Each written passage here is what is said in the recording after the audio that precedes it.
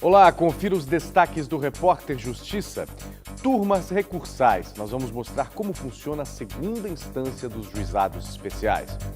No quadro Entenda Direito, o tema é bullying. O que diz a lei e como combater esse tipo de violência. Fórum de Taguatinga. Inauguração do novo prédio será nesse mês. Direitos humanos. Nós vamos falar sobre acessibilidade e políticas públicas para pessoas com deficiência.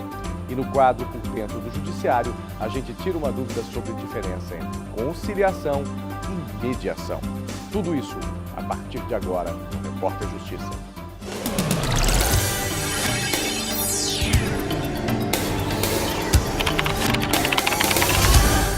O que acontece quando alguém não concorda com a decisão proferida nos juizados especiais? Geralmente entra com recurso, não é? Hoje nós vamos falar sobre as turmas recursais, a segunda instância dos juizados de pequenas causas. Olha só como funciona. O advogado Alex Rodrigues de Abreu entrou com uma ação no Juizado Especial Cível, mas o magistrado julgou improcedente e ele resolveu recorrer. Hoje eu estou aqui fazendo uma sustentação oral para defender a parte que eu represento, ou seja, provar através de uma sustentação oral aos nobres magistrados que fazem parte da turma que o meu cliente tem o direito de ser indenizado ou de ter seus direitos resguardados pela justiça, o que foi negado neste caso em primeira instância. Quando uma pessoa recorre da decisão do juizado civil, criminal ou da vara da Fazenda Pública nas ações de até 60 salários mínimos, o processo vai para as turmas recursais, a segunda instância dos juizados. Nesses casos, os processos de todas as comarcas do estado são julgados no Fórum da capital. O Judiciário Tocantinense conta com 2 turmas recursais. As sessões da primeira turma acontecem na segunda-feira e da segunda turma na quinta-feira, 2 vezes por mês, sempre pela manhã. Cada turma é composta por 3 juízes titulares e 3 suplentes. Assim, quando um juiz está impedido de julgar, por se tratar de ação de sua responsabilidade, por exemplo, o suplente assume.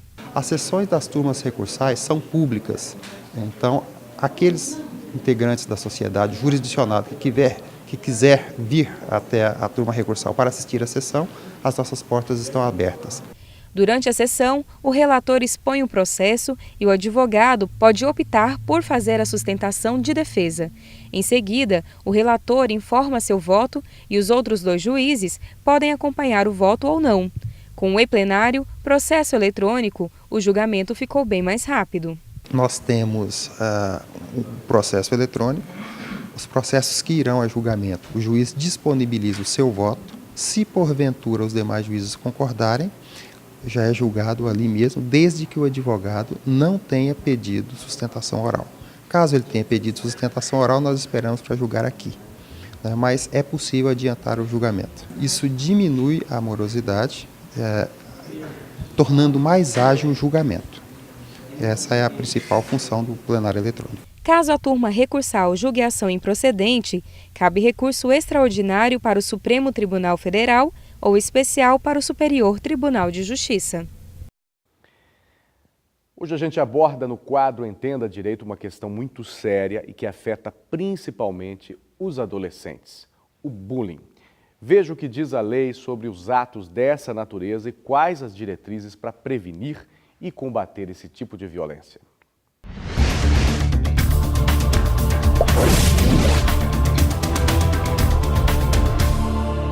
Bullying, ato agressivo sistemático envolvendo ameaça, intimidação ou coerção, praticado contra alguém por um indivíduo ou um grupo de pessoas. Presente principalmente no ambiente escolar, o bullying vem sendo oficialmente combatido desde novembro de 2015, com a Lei nº 13.185.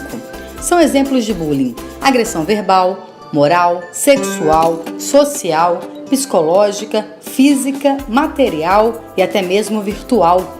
De acordo com a lei, é dever do estabelecimento de ensino, dos clubes e agremiações recreativas assegurar medidas de combate ao bullying. E fica o alerta: apesar de não ser uma infração prevista em lei, quem comete este tipo de ato pode responder pelos danos causados à vítima. As obras de construção da nova sede do Fórum de Taguatinga já estão quase concluídas e a inauguração está prevista para acontecer no dia 23 desse mês. O prédio tem mais de 1.000 metros quadrados de área construída e contará com salas para o Centro Judiciário de Solução de Conflitos e a Escola Superior da Magistratura, salão do Tribunal do Júri, sala de escuta especial para coleta de depoimentos de crianças e adolescentes e sala secreta para reconhecimento facial do réu. O investimento soma cerca de 3 milhões de reais. Os investimentos em infraestrutura têm sido prioridade para a gestão do Tribunal de Justiça do Tocantins, já que as melhorias físicas são primordiais para oferecer um serviço de melhor qualidade ao cidadão. No próximo bloco, Direitos Humanos, você vai ver uma entrevista sobre os direitos da pessoa com deficiência. E no quadro Por Dentro do Judiciário, a gente responde mais uma dúvida da população. Não saia daí, a gente volta depois do intervalo. No Tocantins, muitas decisões judiciais beneficiam comunidades inteiras. É a justiça presente na vida das pessoas. Varas especializadas atuam no combate à violência doméstica, na proteção à infância e à juventude e para julgar crimes contra o patrimônio público, além de juizados especiais para atender causas de até 40 salários mínimos, sempre priorizando a conciliação. Quem precisa tem a resposta efetiva do Poder Judiciário do Tocantins. Justiça online, feita por pessoas. Como minimizar os desafios e garantir igualdade para pessoas com alguma deficiência? O psicólogo Josué Ribeiro da Costa atua na Secretaria Nacional dos Direitos da Pessoa com Deficiência e falou para a gente sobre o tema. Olá, Sandro. A 8ª edição do Congresso Internacional de Direitos Humanos trouxe à tona temáticas relacionadas aos direitos das pessoas com deficiência. Segundo a Organização Mundial de Saúde, 1 em cada 7 pessoas no mundo vive com algum tipo de deficiência. São mais de 1 bilhão de pessoas. E ao nosso entrevistado de hoje, o psicólogo Josué Ribeiro, eu pergunto, mesmo com todos os avanços conquistados até hoje, quais ainda são os principais desafios enfrentados pelas pessoas com deficiência? Olá, o principal desafio enfrentado por nós, pessoas com deficiência, é o fato de habitarmos num país que não é inclusivo.